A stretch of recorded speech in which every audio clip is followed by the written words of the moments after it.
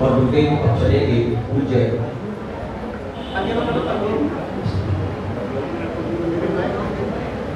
विपिन जी, इस पंक्ति को बंद कर दीजिए और अब चलेंगे परम पूज्य मुनि श्री 107 सागर मोहनदास के पावन श्री चरणों में बिना किसी समय के विलंब के और निवेदन करेंगे उनसे कि हे गुरुदेव, आखिर राम में ऐसी क्या बात थी जो इतने युगों के बाद भी उन राम को सुनने और समझने के लिए हम यहाँ एकत्रित है, बेताब है। उन राम के जीवन से हम किस प्रकार क्या आदर्श ग्रहण कर सकते हैं, इन सारे सवालों का जवाब आज हम चाहेंगे परम पूज्य मुनि श्री 108 साक्षात मुनिदास के पावन श्री चरणों में बैठ करके त्रैवार नमोस्तु निवेदन करते हुए सभी नमोस्तु निवेदन करेंगे। नमोस्तु गुरुदेव, नमोस्तु गुरुदेव, नमोस्तु गुरुदेव।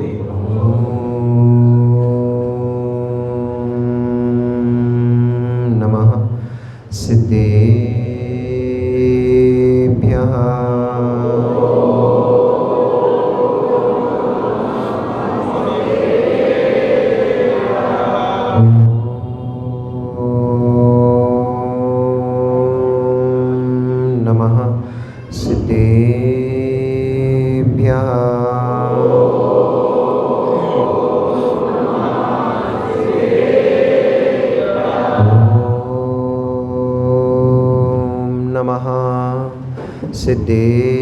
सिद्धेभ्यः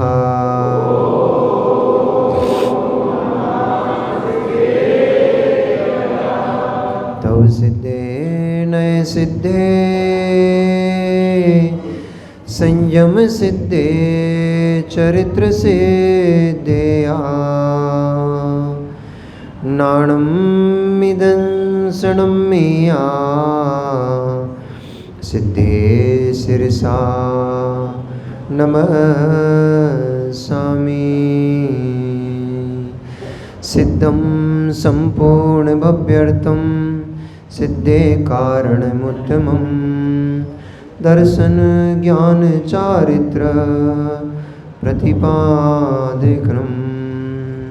नमो अरिहन्ताणं नमो सिद्धाणं नमो आर्याणं नमो वज्रायाणं नमो लोये सव्यसाणं।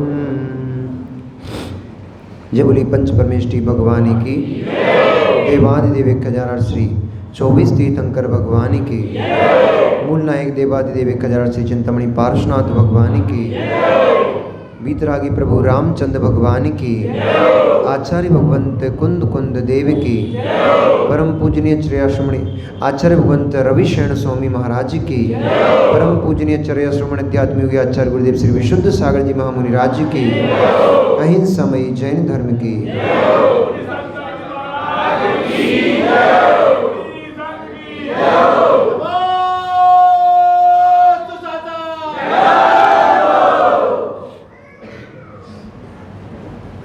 मनीषियों, वर्तमान शासन आएगा।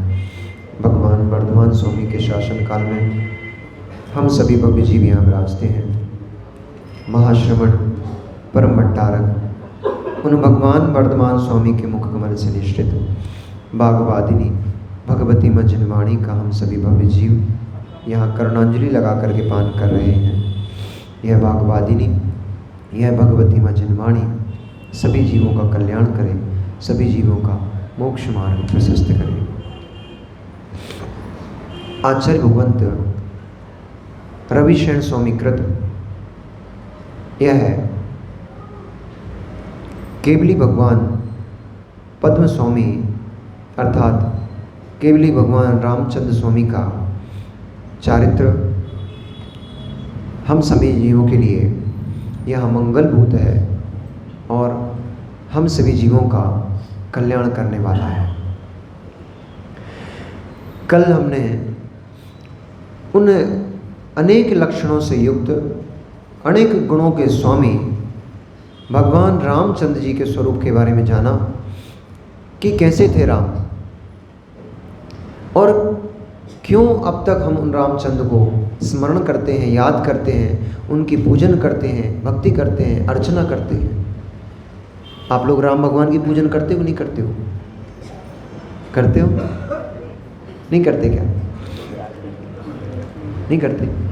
करते हो। यही तो हम बोल रहे हैं कि इस ग्रंथ के माध्यम से बहुत सारी गुत्थियां सुलझेंगी। इस ग्रंथ के माध्यम से बहुत सारी गुत्थियां सुलझेंगी।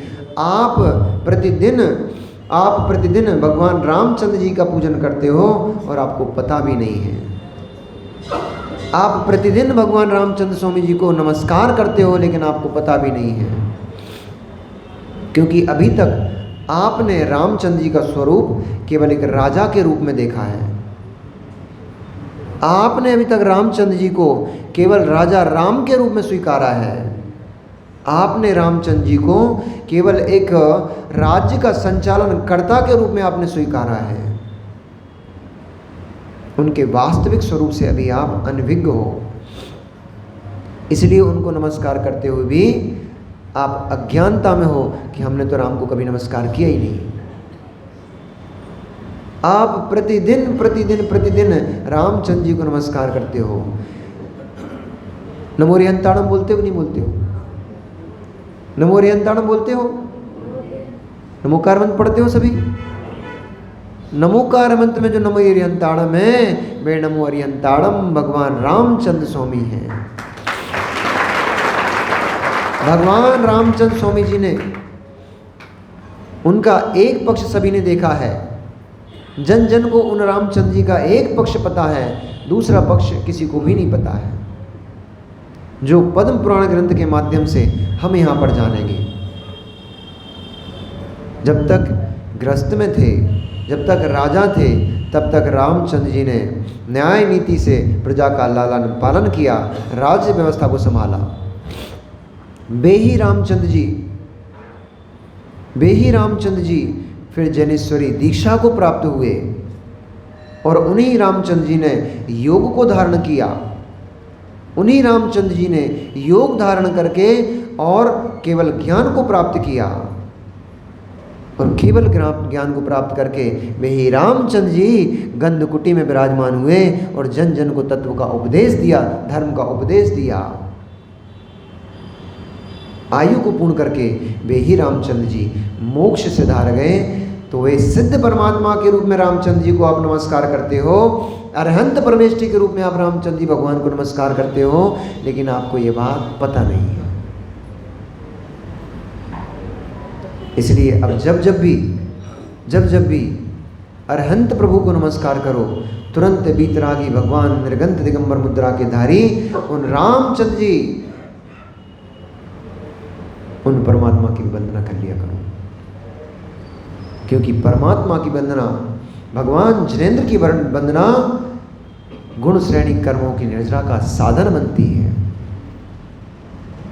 इसलिए उन अरहंत प्रभु रामचंद्र स्वामी जी को बार बार नमस्कार करते हुए, उनके चरणों का बार बार स्मरण करते हुए उन्हीं का चारित्र अपन यहाँ पर जानने का प्रयास करते हैं। जब भी कोई ग्रंथ की रचना होती है,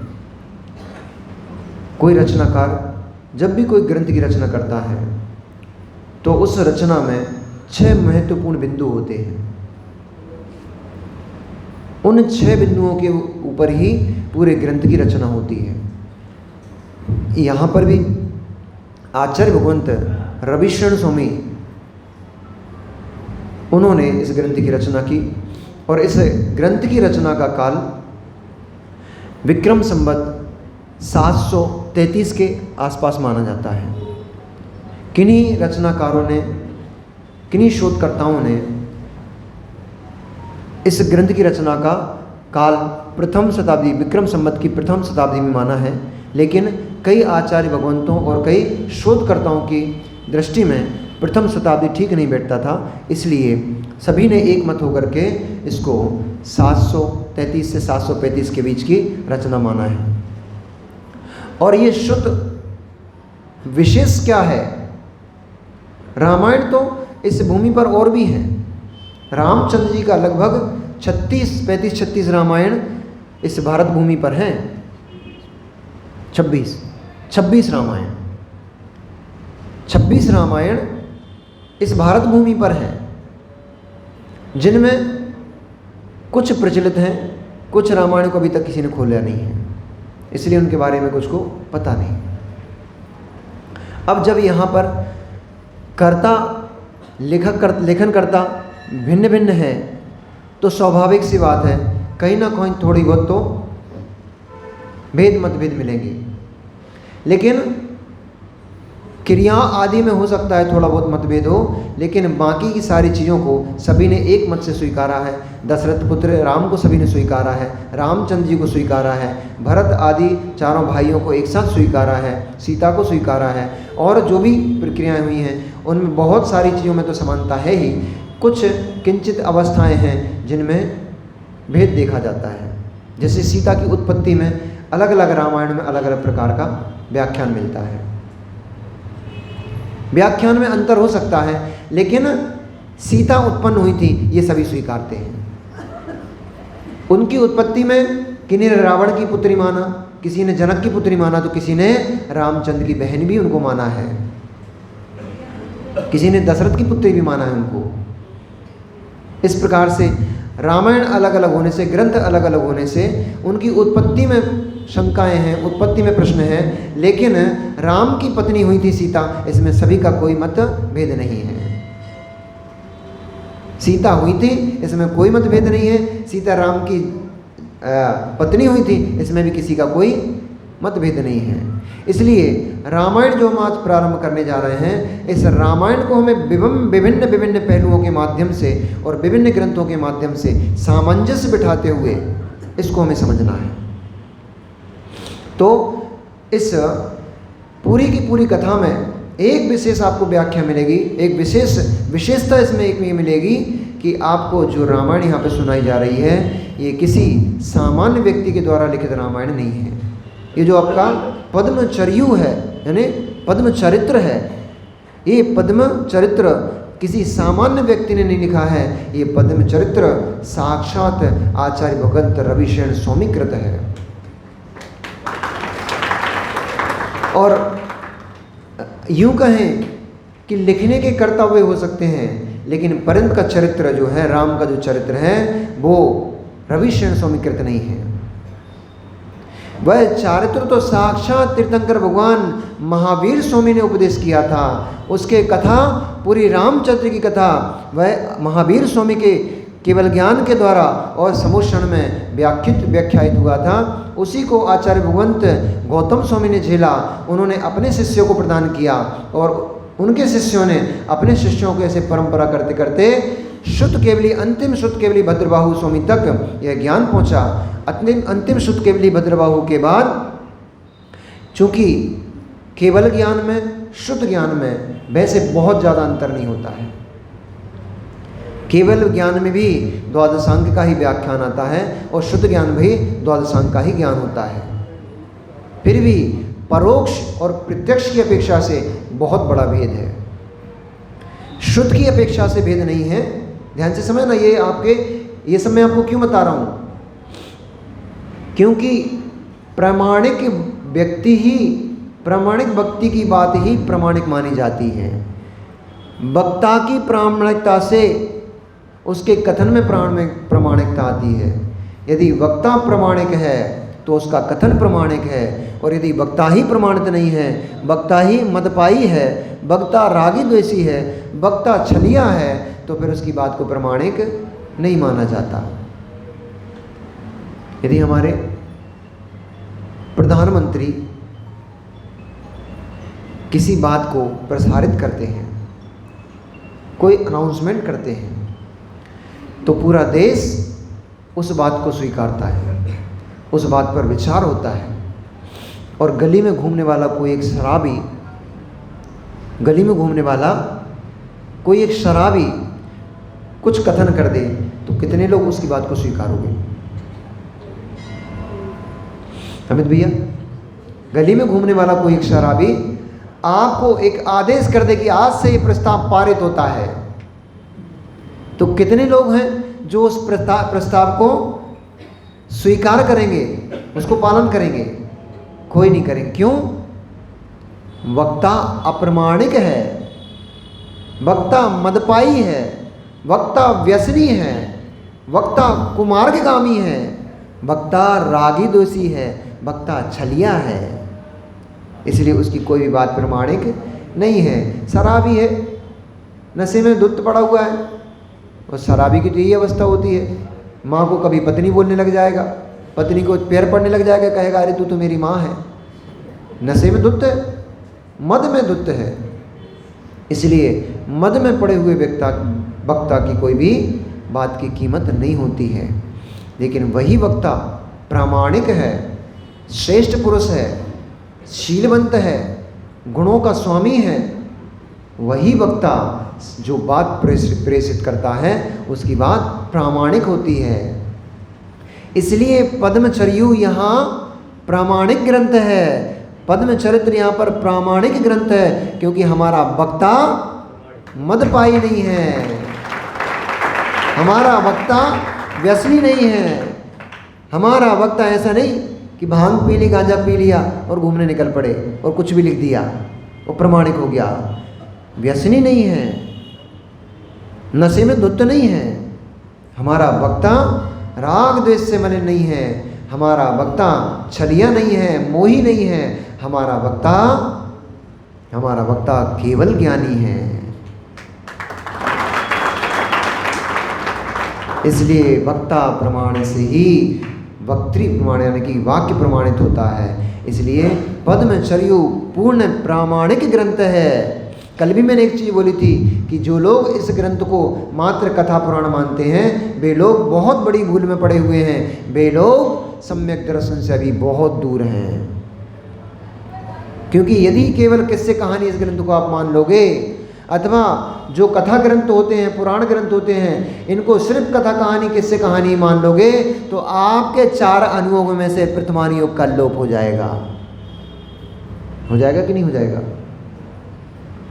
आपके जो 4 अनुयोग हैं, द्वादशांग पूरा जो श्रुत है वो 4 अनुयोगों में ही है। और यदि 4 अनुयोग में से एक भी अनुयोग को आप हटाते हो तो आपके द्वादशांग श्रुत पूरा नहीं बचता है, उसमें खंडन हो जाएगा। इसलिए आप द्वादशांग को ही नहीं मानोगे, सम्यक दर्शन गया। बहुत कोई भी निर्णय करो, माँ आप लोगों के साथ बड़ी समस्या है, कोई ने थोड़ी सी आपको प्रभावित कर लिया, 2-4 मीठी मीठी बातें दे दी और कुछ अच्छी बातें सुना दी, तुरंत प्रभावित हो जाते हो, तुरंत उनके चक्कर काटने लग जाते, लिए नरियल उनके पास पहुंच गए। हमारे यहाँ से मतलब जिन शासन में वक्ता को भी अथवा पूज्यता को भी पहले परीक्षा करो उसके बाद नमस्कार करो, ऐसा कथन है। पूज्यता की भी परीक्षा पूर्वक नमस्कार हमारे जिन शासन में कही गई है, यहाँ तो बिना परीक्षा के परमात्मा माँ को भी नमस्कार नहीं किया गया है। ये जिन शासन की महानता है। रानी चेलना का एक दृष्टांत आता है कि सम्यक दृष्टिजीव कैसा होता है, कैसा उसका अगाध श्रद्धान होता है। अब कोई माँ पंचम काल है और पंचम काल में चौथे साक्षात तीर्थंकर देखने को तो अपने को मिल नहीं रहे, लेकिन कितना अहोभाग्य अपना हो जाएगा, कितना महान कार्य हो जाएगा कि कोई साक्षात तीर्थंकर भगवान इस पंचम काल में समूषण लगा के बैठ जाएं और दिव्य ध्वनि घिरने लग जाए, कितना आनंद होगा। आप लोग जाओगे कि नहीं जाओगे दर्शन करने? साक्षात तीर्थंकर भगवान का यहाँ समूषण सजने लग जाए और साक्षात भगवान विहार करते हुए उस समूषण में बैठ जाए आकर के और अपनी दिव्य ध्वनि को प्रेषित करें। उस समूषण को देखने कौन कौन जाएगा, कौन कौन नहीं जाएगा, कौन कौन नहीं, तो हाथ उठाओ। सब जाएंगे ना? मतलब तुम्हें इतना भी श्रद्धा नहीं है अभी तत्व के ऊपर कि पंचम काल में भगवान परमात्मा का समूषण नहीं आता है। मैंने एक प्रैक्टिकल दिया है आपको कि हम कितने मूर्ख हैं कि किसी भी सामान्य व्यक्ति की मीठी मीठी बातों में जाते हैं। मैंने मीठी मीठी सुंदर सुंदर बातें कही कि साक्षात थोड़े हाथ हिलाए, थोड़े अपने चेहरे के एक्सप्रेशन बनाए। मुझे मालूम था सीधे सीधे बोलूँगा तो आप मानोगे नहीं, इसलिए आपको कैसे मनवाना है वो भी मुझे पता है, इसलिए मैंने थोड़ा चेहरे के एक्सप्रेशन बनाए, थोड़े भाव भंगिमा वो भक्ति वाली प्रकट की, और आप तुरंत तैयार हो गए समूषण में जाने के लिए। रानी चेलना, मिलो रानी चेलना से। रानी चेलना की परीक्षा करने के लिए, उसके सम्यक दर्शन की परीक्षा करने के लिए देव आया, और देव नहीं आया, क्षुल्लक विद्याधर क्षुल्लक था, क्षुल्लक विद्याधर आया। ये कथा अपन सुनेंगे। क्षुल्लक विद्याधर आया क्योंकि क्षुल्लक अपनी विद्याओं का उपयोग कर सकते हैं, मुनिराज नहीं कर सकते हैं, इसलिए क्षुल्लक विद्याधर जब आया और उसके मन में जिज्ञासा उत्पन्न हुई कि नगर में मुनिराज थे, भव्यसेन मुनिराज, अभव्यसेन मुनिराज, नगर में मुनिराज थे, पर मेरे गुरुदेव ने ना उनको नमोस्तु किया ना प्रतिनमोस्तु किया। मैंने 3 बार गुरु महाराज से पूछा कि आपको मैं कहाँ पे जा रहा हूँ, कौन सी नगरी थी? अरे सैनिक की नगरी, अवंती देश की राजग्रही नगरी। मैं राजग्रही नगरी में जा रहा हूँ वंदना करने के लिए, तीर्थ वंदना के लिए जा रहा हूँ। मुनिराज वहाँ पे होंगे तो उनको क्या कहना है, या कोई ऐसा कोई व्यक्ति है जिसके लिए आपका कोई आदेश हो, कोई निर्देश हो? तो मुनिराज ने कहा, रानी चेलना को मेरा आशीर्वाद कहना। वह क्षुल्लक आश्चर्य में पड़ गया, वहाँ साक्षात मुनिराज विराजमान हैं। उन मुनिराज को न नमस्कार किया, न प्रति नमस्कार किया, और रानी चेलना को आशीर्वाद दे रहे हैं। ऐसा क्या रहस्य है? तो परीक्षा करने के लिए वो क्षुल्लक जब वहाँ पर नगर में पहुँचा, उसने सबसे पहले चतुर्मुख ब्रह्मा का रूप बनाया, विक्रिया से विद्या से। क्षुल्लक विद्याधर था, उसके पास विद्याएं थी, विद्या के माध्यम से उसने ब्रह्मा का रूप बनाया, चतुर्मुख ब्रह्मा उसने प्रदर्शित किया अपने आप को। आप जैसी भीड़ जैसी, अभी बोल रहे थे ना चले जाएंगे, हाथ उठा ली तुरंत ही, ऐसे ही लाइन लग गई भीड़। चमत्कार को नमस्कार होता ही देख ही रहे हो, ट्रेनों पर ट्रेनें भरी चली जा रही है, चमत्कार को नमस्कार है, जगह नहीं मिल रही ट्रेनों में, चमत्कार हो रहे हैं।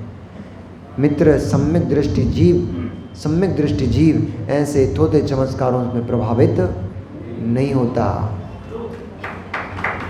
सम्यक दृष्टि जीव का श्रद्धान मेरु कंपित हो जाए, सुमेरु पर्वत हिल जाए, लेकिन सम्यक दृष्टि जीव का श्रद्धान किंचित भी टिकता नहीं है। इत कंपाय सांभवत, आचार्य समंतभद्र स्वामी ने लिखा है, तलवार से पानी उतर जाए, तलवार के टुकड़े टुकड़े हो जाएं, उस पे चढ़ा हुआ पानी उतर जाए, लेकिन सम्यक दृष्टि जीव कभी अपने सम्यक मार्ग से स्खलित नहीं होता है। चेलना सम्यक दृष्टि थी, उसने कहा कोई परम ब्रह्मा इस संसार में नहीं आता है। जिनको जाना है, जिनको तत्व का ज्ञान नहीं है वे जाएंगे, जिनको तत्व का ज्ञान नहीं है वे वहीं पहुंचेंगे, पर जिनको तत्व का ज्ञान है वे थोड़े चमत्कारों से प्रभावित नहीं होते। सबसे बड़ा प्रभाव यदि कोई है, आत्मरंजन से बड़ा कोई प्रभाव नहीं है, और दिगंबर मुनिद्रा से बड़ा इस जगत में कोई प्रभाव नहीं है। जिनके पास तुम भागे भागे चले जा रहे हो, कैसे सम्यक दृष्टि, कैसे श्रद्धा के कमजोर लोग हो, जिनके पास तुम भागे भागे चले जा रहे हो, वे तुम्हारी दिगंबर मुद्रा को नमस्कार कर रहे हैं, उनकी बार बार जयकारा लगा रहे हैं, और तुम्हें अपनी मुद्रा पर श्रद्धा नहीं है, तुम्हें अपने भगवान पर श्रद्धा नहीं है, तुम्हें अपने गुरु पर श्रद्धा नहीं है। सम्यक दर्शन गहरी चीज है। चेलेनी ने कहा इस पंचम काल में कोई ब्रह्मा प्रकट होने वाले नहीं है, एक ब्रह्मा आदिनाथ स्वामी थे, वे हो चुके हैं, अब कभी इस भूमि पर आने वाले नहीं हैं। वे ही परम ब्रह्म थे, वे ही ब्रह्मा प्रजापतिर आदि नामों से देव ने उनकी, सौधर्मेंद्र ने उनकी 1000 नामों से स्तुति की है। वे ही ब्रह्मा हैं और जगत में कोई ब्रह्मा अब आने वाला नहीं है। फिर क्षुल्लक ने ब्रह्मा की अपना जो जादू था वो समेटा, फिर वो विष्णु बनकर आ गया, विष्णु बनकर उसने अपना प्रदर्शन किया। फिर भीड़ लग गई, फिर लोग भागने लग गए, विष्णु आए हैं।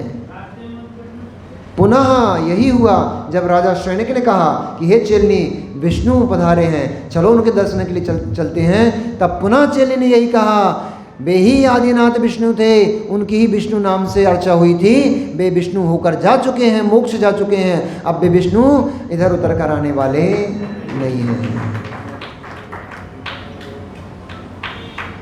शंकर के रूप में प्रकट हुए।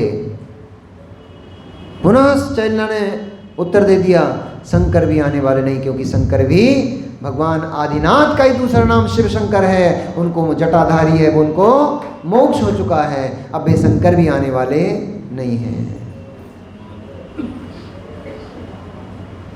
अंत में क्षुल्लक ने क्षुल्लक वेश में नगर में प्रवेश किया और बागीचे में जाकर के नगर के उद्यान में जाकर बैठ गया।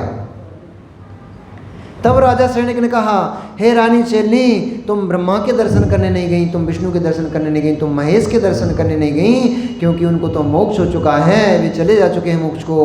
पर क्षुल्लक तो आए हैं, क्षुल्लक के दर्शन करने नहीं चलोगी क्या?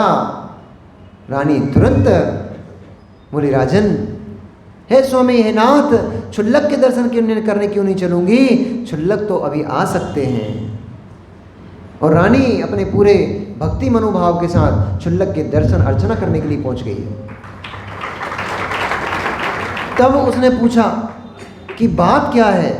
मैंने ब्रह्मा का बोला तुम दर्शन करने नहीं गई, मैंने विष्णु को बोला तुमने दर्शन करने नहीं गई, मैंने महेश का बोला तुमने दर्शन करने नहीं गई, लेकिन एक सामान्य व्यक्ति क्षुल्लक के पास तुम दर्शन करने आ गई। बोले, स्वामी, ब्रह्मा हो चुके हैं, ब्रह्मा मतलब भगवान आदिनाथ स्वामी, वे हो चुके, उनको मोक्ष हो चुका है, अब मोक्ष गया जीव कभी पुनः पृथ्वी पर आता नहीं है। विष्णु हो चुके हैं, उनको मोक्ष हो चुका है, वे कभी आने वाले नहीं हैं। महेश यानी शंकर, भगवान आदिनाथ जटाधारी उनका ही नाम है, वे भी मोक्ष जा चुके हैं, वे कभी वापस आने वाले नहीं हैं। इस काल में क्षुल्लक हो सकते हैं, क्षुल्लक हो सकते हैं, इसलिए क्षुल्लक के दर्शन करने।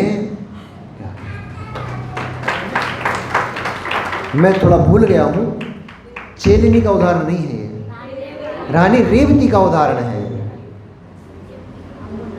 जो कि पंचम काल विषय आ रहा था उस बीच में, और रानी चेलनी के समय चतुर्थ काल था। ये रानी चेलनी रानी रेवती का विषय था। रानी रेवती सम्यक दर्शन में प्रसिद्ध हुई हैं, क्षमा करना बागवादिनी माता जनवाड़ी भी क्षमा करेंगी। रानी रेवती का उदाहरण है ये कि रानी रेवती सम्यक दर्शन में प्रसिद्ध थी, तब उनकी प्रभावना और उनके सम्यक दर्शन की परीक्षा करने के लिए क्षुल्लक ने इतने सारे वेश बनाए। तब राजा ने रानी से पूछा कि क्या बात थी, तो रानी ने उत्तर दिया, पंचम काल में कोई तीर्थंकर, कोई भगवान आते नहीं हैं, क्षुल्लक हो सकते हैं, इसलिए मैं क्षुल्लक के दर्शन करने के लिए तुरंत भागी भागी पहुंच गई। ये सम्यक दृष्टि का दृढ़ श्रद्धान होता है।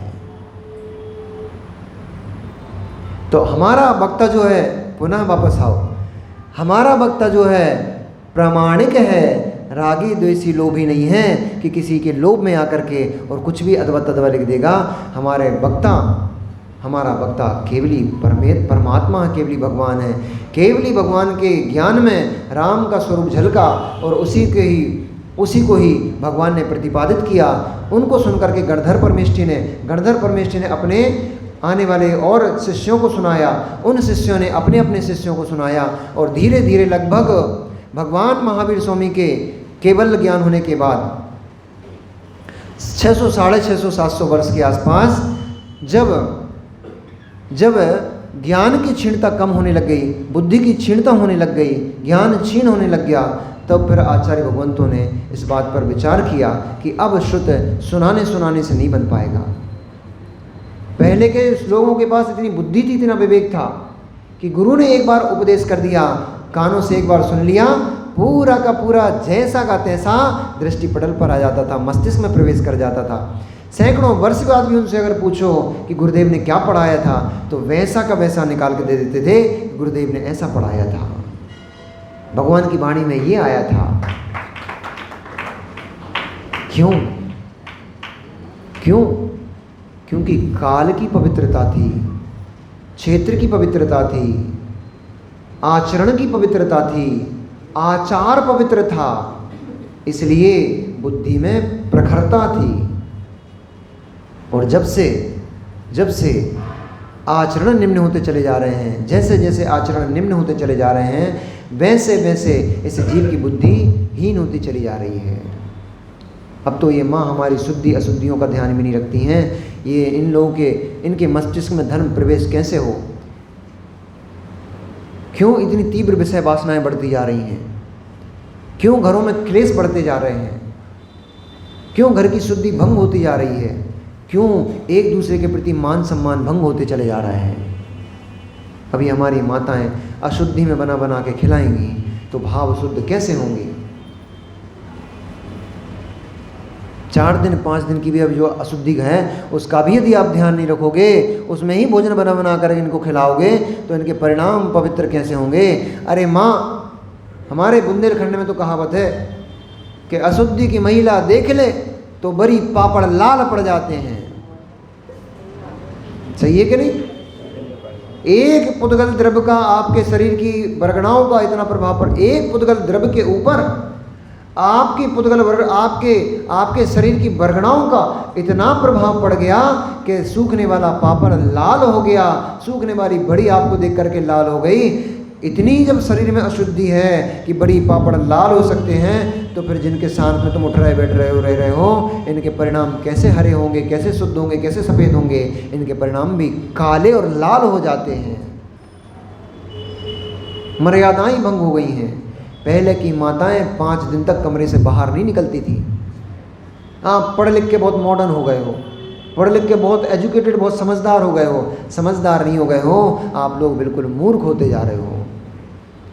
एजुकेशन तो बढ़ती जा रही है, लौकिक शिक्षा तो बढ़ती जा रही है, लेकिन व्यवहारिक ज्ञान से जितनी आपकी लौकिक शिक्षा बढ़ती जा रही है, उतने आप व्यवहार शिक्षा से और परमार्थ शिक्षा से शून्य होते चले जा रहे हो। पहले लौकिक शिक्षा भी होती थी, उस लौकिक शिक्षा में सहायक वाचन होती थी, विज्ञान की किताबें होती थी, इतिहास की किताबें होती थी, उनको पढ़ते थे, कथा कहानी पढ़ते थे, मौलिक कहानियाँ होती थी, उनको पढ़ते थे। तो हमारे जीवन को कैसे आचारवान बनाना है, कैसे उत्कृष्ट बनाना है, उनको से सीख मिलती थी हमें। अब उठाकर साइड में सब पटक दिया है। अब जो पढ़ाई हो रही है केवल धन कमाने के लिए हो रही है। हम कैसे डॉक्टर बन जाएं, हम कैसे इंजीनियर बन जाएं, हम कैसे सीए बन जाएं, हम कैसे साइंटिस्ट बन जाएं, हम कैसे इस पद को पिलाना, इसके लिए आपकी पढ़ाई हो रही है। आपकी पढ़ाई नैतिक शिक्षा और मौलिक शिक्षा की बिल्कुल भी नहीं हो रही है। उदाहरण दूँ मैं आपको, हाथ उठाना जरा। कितने युवा हैं यहाँ पर जो सुबह उठ करके सबसे पहले अपने माता पिता के चरण स्पर्श करते हैं?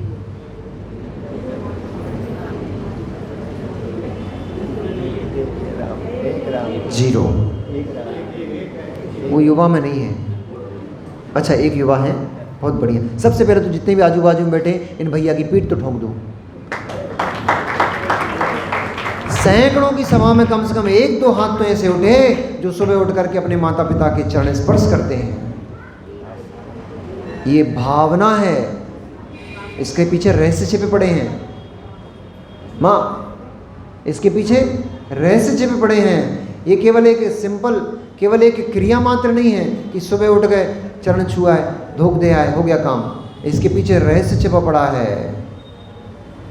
सुबह उठ करके जैसे ही आप अपने माता पिता के चरण स्पर्श करते हो, उन माता पिता का हृदय गदगद हो जाता है, उनके परिणामों में निर्मलता आ जाती है, और निर्मल परिणामों से दिया गया शुभ आशीष आपके लिए पूरे दिन भर फलीभूत होता है।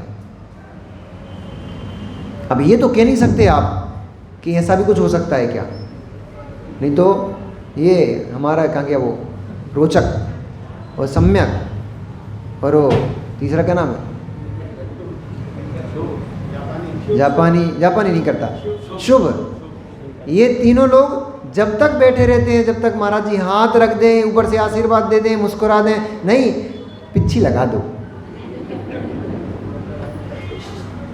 मित्र, पिच्छी लगने से आपके चेहरे पे मुस्कुराहट क्यों आ गई? एक द्रव दूसरे द्रव का करता नहीं है, प्रभावित नहीं, कुछ नहीं करता है। पिच्छी लगने से आपके चेहरे पर मुस्कुराहट क्यों आ गई? और मिलाता हूँ मैं आपको। वो नितिन भैया बैठे क्या? बहुत बढ़िया, आज ही नहीं होना था इनको क्या? बैठे हैं, वैसे बहुत सारे लोग यहाँ बैठे हैं जिनने उस सिचुएशन को हैंडल किया है। अभी अभी महाराज जी के पास आए, आपने नमोस्तु किया, महाराज जी ने मुस्कुराकर इतना ही कर दिया, परिणाम पवित्र हो गया, मन प्रसन्न हो गया। हम अपनी बता रहे हैं ना, आपका तो ठीक है, वही होता जो हमारे साथ हुआ वही आपके साथ होता है, कैरेक्टर बदल गए बस। हम जब आचार्य भगवंत विद्यासागर महाराज जी के दर्शन करने जाते थे, आचार्य जी के पास तो देखो, विशुद्ध सागर जी के पास तो सब लोग सहजता से पहुंच जाते हैं, ठीक है, लेकिन हम आचार्य जी के पास भी कभी जाते थे तो हम उनसे कभी ज़्यादा बात नहीं करते थे, अभी भी नहीं करते हैं। गुरुदेव के पास जब हम जाते हैं या पहले भी जैसे साथ में भी रहते थे तो हम आचार्य जी से केवल उतनी ही बात करते थे जितनी बहुत आवश्यक होती थी, उसके अलावा हम मौन रहते थे। साधुओं से मजाक मस्ती कर लेते थे, आचार्य जी के सामने कभी नहीं। वे भगवान हैं, वे भगवान हैं, भगवान की मर्यादा रखना बहुत आवश्यक है।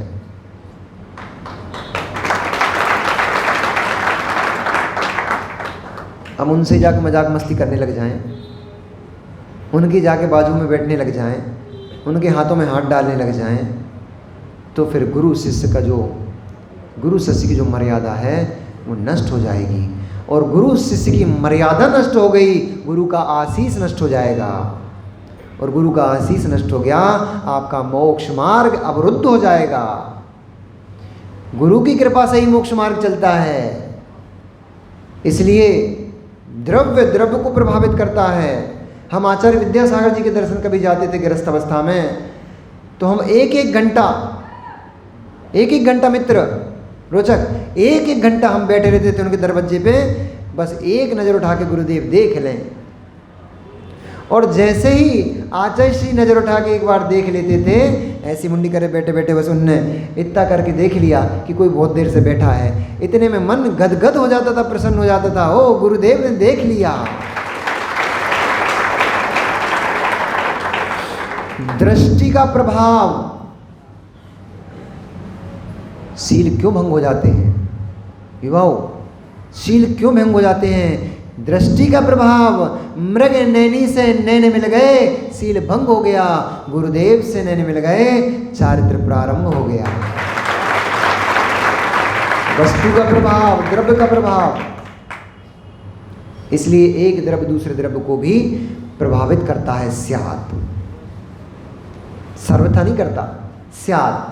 क्योंकि सर्वथा मानने लग जाओगे तो फिर कोई भगवान नहीं बन पाएगा, कोई मुनिराज नहीं बन पाएगा। क्योंकि संपूर्ण ब्रह्मांड में जहाँ भी 2.5 दीप में स्त्रियाँ तो हैं, और उनको देखेंगे वो वासना उत्पन्न हो जाएगी, तो कोई मुनिराज नहीं बन पाएगा।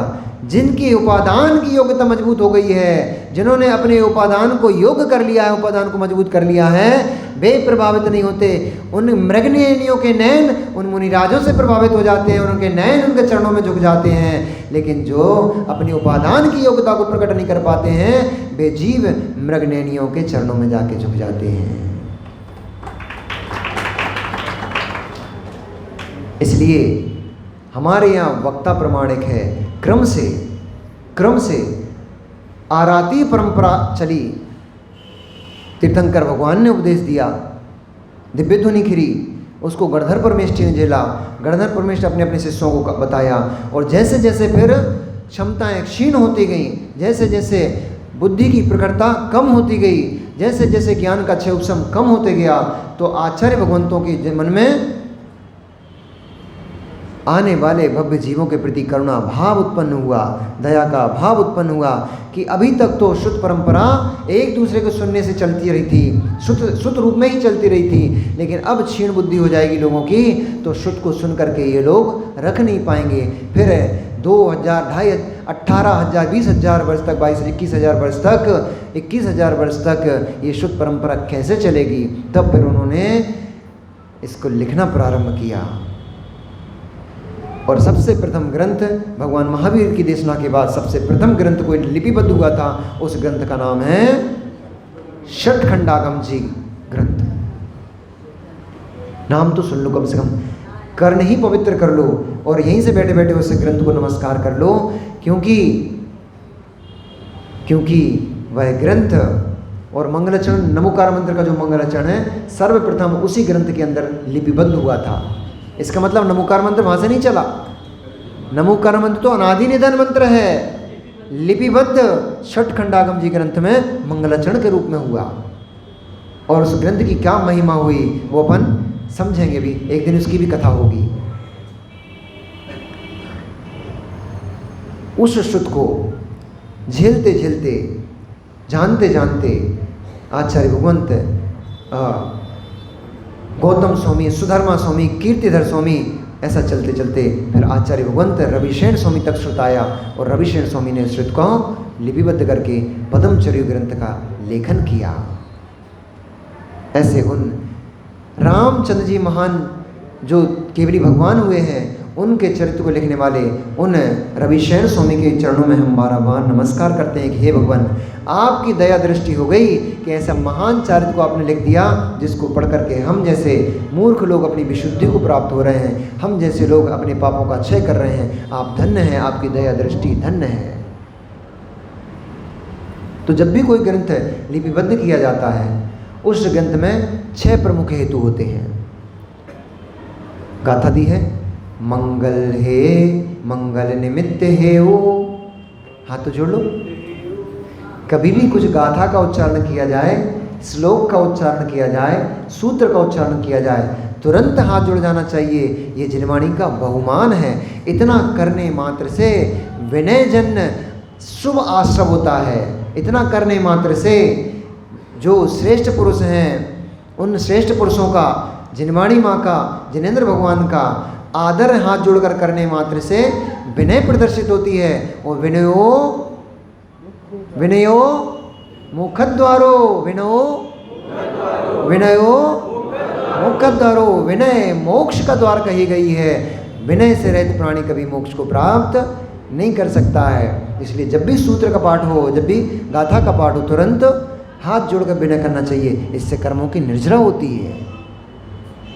चलो, मंगल निमित्त हेउ परिमाणम नाम तयकतारम बागरिया छप्पी पच्छा बखाड़ों सत्यमायरियो। बहुत बढ़िया, मुख शुद्धि हो गई आज आपकी, मुख शुद्धि हो गई। लड़ाई झगड़े में तो खूब हिलती है जिह्वा, कषायों में तो खूब हिलती है जिह्वा, पापों में तो खूब हिलती है जिह्वा, पर आज भगवान जिनेंद्र के स्मरण में जिह्वा हिल गई, भगवान जिनेंद्र के गुणों में जिह्वा हिल गई। यही आपका सबसे बड़ा काम हो गया। आज मुख शुद्धि हो गई। आचार्य भगवंत रविशेन जी ने इसमें लिखा है, इसी पद्म पुराण ग्रंथ में, कि मैं उन लोगों के मंगलाचरण कर रहे हैं ना, मंगलाचरण में आएगा, चलता हूँ। मंगलम, मंगल, मंगल का मतलब होता है मंगलाचरण, और मंगलाचरण का अर्थ होता है जो मंगल करता है, पाप को गलाता है, उसका नाम मंगल है। जो पापों को गलाता है, कार्य सिद्धि करता है, सर्व का मंगल करता है, इसका नाम मंगलाचरण है। ग्रंथकर्ता ने सबसे पहले सिद्धों को नमस्कार करते हुए मंगलाचरण किया। कैसे हैं विशुद्ध परमात्मा?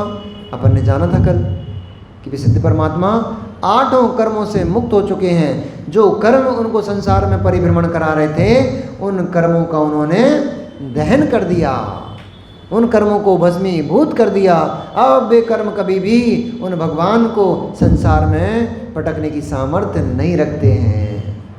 अट्ट कम्म वियद, अट्ट कम्म विमुक्का, जो 8 कर्मों से मुक्त हो चुके हैं, ऐसे सिद्ध परमात्मा हैं। कहाँ रहते हैं? लो यज्ञ निवासनो सिद्धा, लोग के अंत भाग में निवास करते हैं, यानी तीनों लोगों के सबसे ऊपर अंतिम भाग जो है, उस अंतिम भाग में तनुबाद वलय से विसिद्ध परमात्मा स्पर्शित हो जाते हैं। ऐसे विसिद्ध परमात्मा हैं। और मंगल, मंगल मम पाप गालयति इति मंगलाहा, मेरे पापों का जो गलन करता है, पापों को जो गला देता है, शुभ को प्रसारित करता है, उसका नाम मंगल है। ऐसा मंगलचरण सिद्ध परमात्मा के रूप में आचार्य रविशरण स्वामी जी ने नमस्कार किया। दूसरा होते है निमित्त। किस निमित्त से ग्रंथ को लिखा गया है? ग्रंथकार ने ग्रंथ क्यों लिखा? निमित्त, कोई ना कोई निमित्त होना चाहिए। तो यहाँ पर राजा श्रेणिक निमित्त बने। राजा श्रेणिक में भगवान के समूषण में जैसे ही पता लगा विपुलाचल पर्वत पर भगवान का समूषण आया है, वे राजा श्रेणिक दौड़े दौड़े समूषण में गए। उन्होंने ही भगवान से प्रश्न किया कि हे भगवान, हमें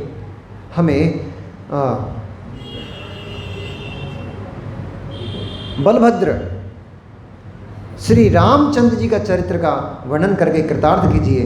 तो उनके निमित्त से यह गौतम गर्दन को उन्होंने निवेदन किया और उनके निमित्त से फिर भगवान जिनेंद्र की वाणी में रामचंद्र जी का चारित्र उद्घाटित हुआ। इसलिए राजा श्रेणिक इस ग्रंथ के लिए निमित्त हो गए। फिर होता है हेतु। हेतु क्या है? किस हेतु से ग्रंथ लिखा गया? उन्होंने प्रश्न किस हेतु से किए?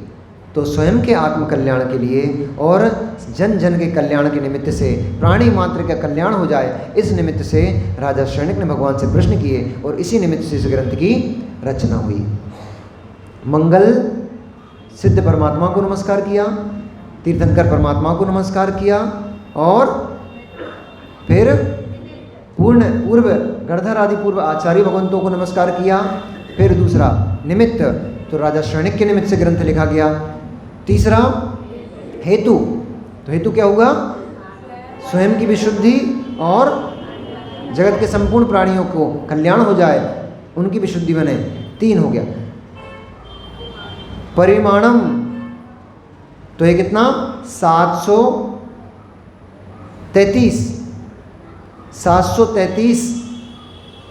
श्लोक, 733 सूत्र प्रमाण, श्लोक प्रमाण ये ग्रंथ है। कुछ गड़बड़ हो रही है। 733 संबत है, 1400 कुछ है गाथा श्लोक, 1400 कुछ है श्लोक, तो वो उसका प्रमाण हो गया। मतलब जितने श्लोक ग्रंथ में दिए हुए हैं वह श्लोक इस ग्रंथ का प्रमाण हो गया। प्रमाण। नाम, ग्रंथ का नाम क्या है? पद्मचर्यो, पद्म चरित्र ये ग्रंथ का नाम है। पद्म चरित्र यानी कि पद्म पुराण ग्रंथ का नाम। तह या कत्तारम, और इस ग्रंथ के कर्ता कौन हैं? तो इस ग्रंथ का रचनाकर्ता, इस ग्रंथ को लिखने वाले महान दिगंबराचार्य भगवान रविशरण स्वामी हैं, जिन्होंने इस ग्रंथ की रचना की और हम सभी को जन जन तक यह ग्रंथ प्रेषित किया। आज ग्रंथ की रचनाकर्ता और हेतु आदि के बारे में हमने जाना। अब कल से चलेंगे उस अवंती देश की नगरी राजगृही, जहाँ साक्षात भगवान समूषण के साथ पधारे हैं और साक्षात भगवान के समूषण में राजा श्रेणिक वहाँ प्रवेश करेंगे और उनसे निवेदन करेंगे कि हे भगवान, पद्म राम का चरित्र हम सभी के समक्ष प्रेषित कीजिए, हमारा कल्याण कीजिए। ऐसा निवेदन पर फिर पद्म का चरित्र प्रारंभ होगा। भगवान महावीर स्वामी की